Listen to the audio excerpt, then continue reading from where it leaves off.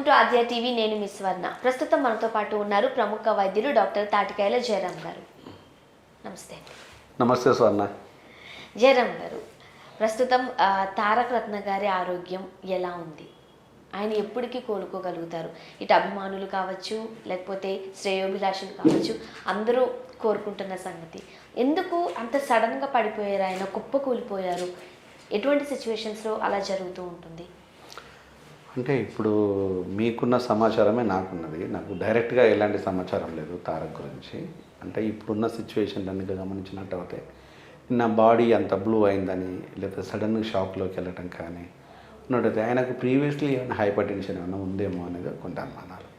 అంటే ఇప్పటి వరకు కూడా బ్లీడింగ్ కంట్రోల్ కావట్లేదు, ఆయనకు ఇంటర్నల్ బ్లీడ్ అవుతుంది అనేది ఒకటి చెప్తున్నారు. ఇంకోటి వచ్చేసేమో బాడీ అంతా బ్లూయిష్ అయిపోయింది అనేదాన్ని ఒకటి చెప్తున్నారు. మరొక అంశం వచ్చేసేమో తనకు హార్ట్కు సంబంధించిన ప్రాబ్లం రైజ్ అయింది అనేది. దానివల్ల ఎక్మో అనే ఒక పరికరాన్ని బిగించేసి ఇప్పుడు ఎక్మో మీద ఉన్నాడు అనేది నేను న్యూస్లో వింటున్నాను. అవును, ఎక్మో అంటే ఏంటి? ఏ సందర్భాలలో ఎక్మో ట్రీట్మెంట్కి వెళ్తారు? అదే చెప్తున్నాను. సో ఇది న్యూస్లో వింటున్నాను. అంటే ఇక్కడ నెంబర్ 1 తనకు ఇంటర్నల్ బ్లీడింగ్ కనుక ఒకవేళ ఐసీ బ్లీడింగ్ అయితే మాత్రము ఆయన చాలా జాగ్రత్త చూసుకోవాలి. అక్కడి నుంచి బయటపడడం కోసము ఆయన చాలా కష్టపడాల్సి వస్తుంది. డాక్టర్లు కూడా చాలా ఇంకా ఎక్కువ శ్రద్ధ చూపించాల్సి వస్తుంది. కుటుంబ సభ్యుల సపోర్టు, డాక్టర్ల సపోర్టు తారక్కి చాలా అవసరం. సో ఒకవేళ కనుక అది ఐసీ బ్లీడ్ అవుతుందో, ఐసీ బ్లీడ్ అవునో కాదో కూడా మనకు తెలియదు. వాళ్ళు అలాంటిదే కనుకనైతే మాత్రం తన మీద చాలా కేర్ తీసుకోవాలి. అది ఎందుకు వచ్చింది అని అంటే హై బీపీ ఏమైనా ఉందా, ప్రీవియస్లీ మెడికల్ హిస్టరీ కానీ, డయాబెటీస్ కానీ, హైపోథైరాయిడిజం ఇలాంటిది ఏమైనా మెడికల్ హిస్టరీ ఉందా లేదా అనేది ఒకటి చూసుకోవాలి. ఇప్పుడు మనం వింటున్నది ఏంటంటే ఆయనకు హార్ట్ ప్రాబ్లం వచ్చేసింది, లెఫ్ట్ వాల్స్ సమ్ ప్రాబ్లం వచ్చింది, ఇంకా మళ్ళీ రైట్ వాల్స్ ఇంకొంచెం ప్రాబ్లం ఉంది, దానివల్ల బ్లాక్ అయిపోయింది, ఇది హార్ట్ అటాక్ వచ్చింది అనేది ఒకటి చెప్తున్నారు. ఇంకొక అంశం వచ్చేసేమో ఎక్మో పెట్టారు అన్నప్పుడు. ఇంతకుముందు మీరు చెప్పినట్టుగా ఎక్మో పెట్టారు. ఎక్మో అంటే హార్ట్ పని చేయనప్పుడు, హార్ట్ తన పని తను యాక్టివ్గా చేయలేనప్పుడు హార్ట్ చేయాల్సిన పని ఎక్మో అనే ఒక పరికరాన్ని బిగించేస్తే ఆ పరికరం ద్వారా తనకు బాడీ మొత్తము circulation, blood circulation. So heart చేయాల్సిన పని ఎక్మో పరికరం చేస్తుంది. ఇన్స్టెంట్ ఆఫ్ దట్ ఎక్మో దాన్ని వర్క్ చేస్తుంటుంది. అది మొత్తం దానివల్ల బ్లడ్ సర్క్యులేషన్ అంటే ప్రాపర్ బ్లడ్ ఎక్కడైతే సర్క్యులేషన్ అవ్వదో అక్కడ బ్లూయిష్ అవుతుంది. అంటే ఇంతకుముందు ఆయనకు బాడీ బ్లూయిష్ గల కారణం ఏంటి అంటే కొన్ని ఆర్గాన్స్కి బ్లడ్ సర్క్యులేషన్ కావటం లేదు. బ్రెయిన్ కావచ్చు, లేకపోతే ఇతర కొన్ని ఆర్గాన్స్ కానీ బ్లడ్ ప్రాపర్గా సర్క్యులేట్ అవ్వటం లేదు. కాబట్టి దానివల్ల ఆయన బ్లూయిష్గా మారిపోయి ఉండొచ్చు. ఇక అంతకంటే వేరే మార్గం లేదు. ఇంకొక అంశం ఏంటంటే ఆయన సహజంగా నేను విన్నంతవరకు, నాకు పర్సనల్గా ఎలాంటి పరిచయాలు లేదు కాబట్టి నేను చెప్పలేను, ఆయన చాలా సైలెంట్గా ఉంటాడు, ఆయన చాలా కూల్గా ఉంటాడు, ఆయన ఎవరితో గొడవ పెట్టుకునే మనసత్వం కాదు, ఆయన చాలా ప్లీజింగ్ మైండ్, చాలా కూల్గా ఉంటాడు అనేది మనం విన్నాం.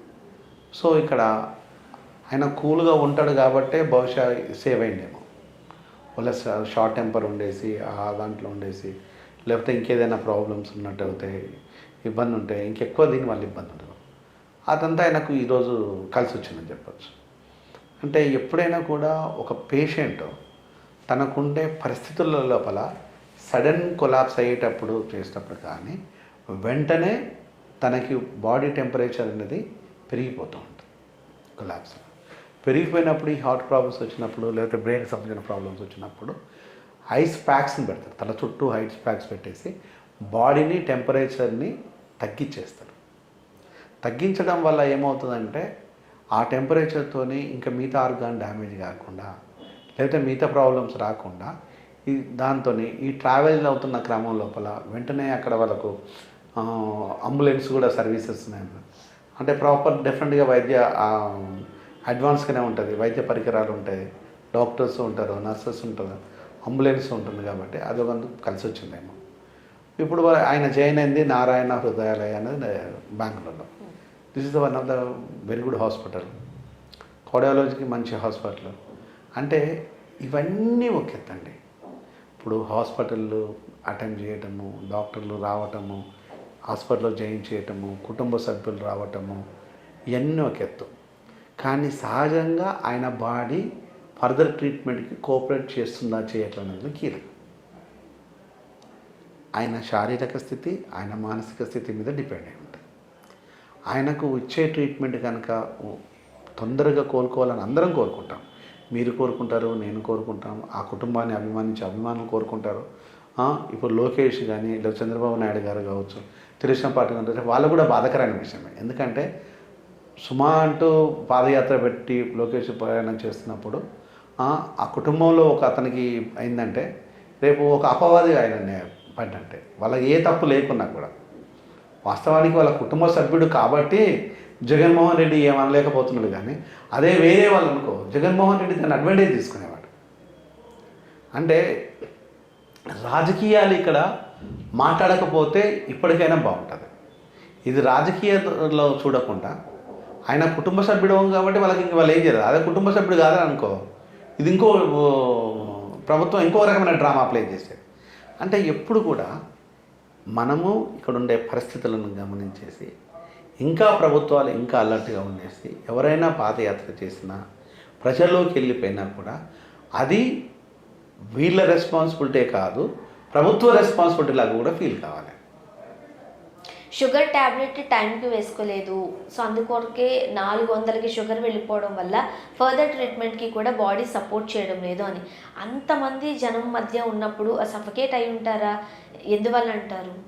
నిన్న నేను చూసిన విజువల్లో మాత్రము ఆయన ఇట్లా చేతుల మీద పట్టుకొస్తున్నారండి.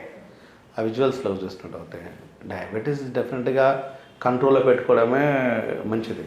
పెట్టుకోకపోవడం వల్ల అనేక ప్రాబ్లమ్స్, డయాబెటీస్, హైపర్ టెన్షన్ అనేది మనకు తెలియకుండా చాలా ప్రాబ్లమ్స్ని క్రియేట్ చేస్తుంటుంది. ఎప్పుడు కూడా ప్రతిరోజు ఒక అలర్ట్గా ఉండాలి. ఎవ్రీ వీక్ టెస్టులు చేయించుకుంటూ ఉండాలి. ఫాస్టింగ్ పోస్ట్ లంచ్, లేకపోతే ఎవ్రీ 3 monthsకి వచ్చేసి HbA1c, రెగ్యులర్గా బీపీ చెకప్ చేసుకోవటం. కంప్లైంట్ ఉండే వాళ్ళు జాగ్రత్తగా ఉంటే చాలా మంచిదండి. ఒక తారకు సంబంధించిన విషయం కానీ ఎవరైనా కూడా ఒక 40 years క్రాస్ అయిన్లు అంటే, లేకపోతే ఈ కంప్లైంట్స్ ఉన్న వాళ్ళు, ఏజ్తో నిమిత్తం లేకుండా ఇలాంటి కంప్లైంట్స్ ఉన్న వాళ్ళు డెఫినెట్గా సంబంధించిన ఫుడ్ హ్యాబిట్స్ని కానీ మోడరేట్గా ఫుడ్ తీసుకుంటూ చాలా, ఇప్పుడు మిలెట్స్ వచ్చినాయి, మిలెట్స్ చాలా బాగా పనిచేస్తుంటాయి. మిలెట్స్ తీసుకుంటూ ఆల్కహాల్ తగ్గించుకొని స్ట్రెస్ లెవెల్స్ తగ్గించుకొని, బహుశా ఇప్పుడు లోకేష్ పాదయాత్ర లోపల ఏదైనా స్ట్రెస్ కూడా ఫీల్ అయి ఉండొచ్చు. ఎట్లా జరగాలి, ఏందాలి, ఎందుకంటే తను కూడా చాలా యాక్టివ్గా కలిసి రావటం. మనం ఆ మధ్యలోనే లోకేష్ని కలిసిన విజువల్స్ చూసాము, బాలకృష్ణని కలిసిన విజువల్స్ని చూసాము, ఇలా అనేక మందిని కలిసిన విజువల్స్. ఆయన ఏంటంటే వాళ్ళందరినీ కలుపుకునే ప్రయత్నము, కలివిడిగా ఉండే మనస్తత్వం అన్న విషయం దాన్ని బట్టి చూస్తే అర్థమవుతుండే. కానీ అలాంటి వ్యక్తికి ప్రాబ్లం రావడం మాత్రం కొంచెం బాధాకరమైన విషయం అండి.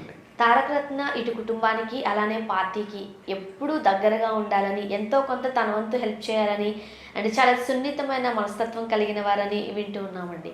సో అలాంటి ఆయన తొందరగా కోలుకుని బయటకు రావాలని, దిగ్విజయంగా పాదయాత్రలో పాల్గొనాలని మనస్ఫూర్తిగా కోరుకుందామండి. Thank you so much.